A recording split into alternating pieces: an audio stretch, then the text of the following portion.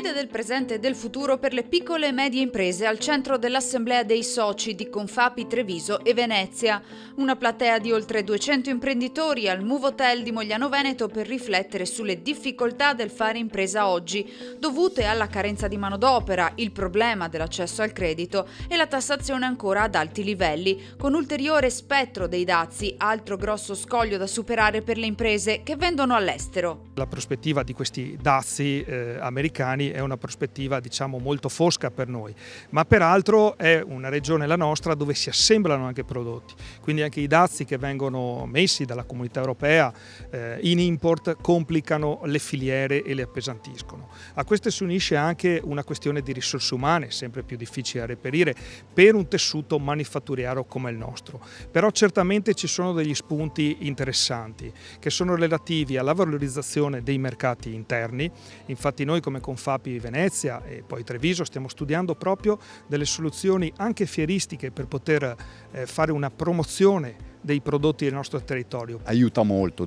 avere fiducia, questo è il discorso, anche nel mondo dell'incertezza. Poi le situazioni cambiano, però abbiamo visto che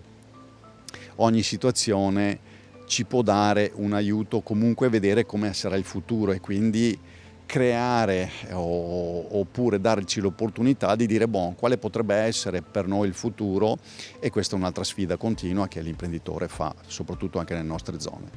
Diciamo che il punto di forza di noi, come la vedo io, delle piccole e medie aziende è sicuramente l'eccellenza, cioè noi creiamo eccellenza, siamo il punto forte dell'Italia perché la piccola e media azienda è quella che trascina l'Italia. Da qui forte l'appello alla politica, servono misure adeguate a sostegno di chi crea occupazione. Regione Veneto sempre al fianco delle imprese con incentivi, con anche l'individuazione di ZLS, quindi le zone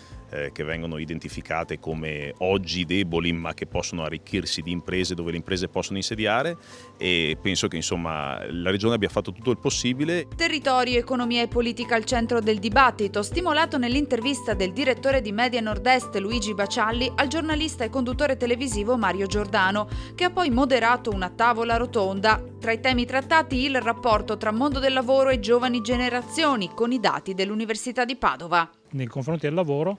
cercano occasioni e opportunità che mettano insieme come una sorta di puzzle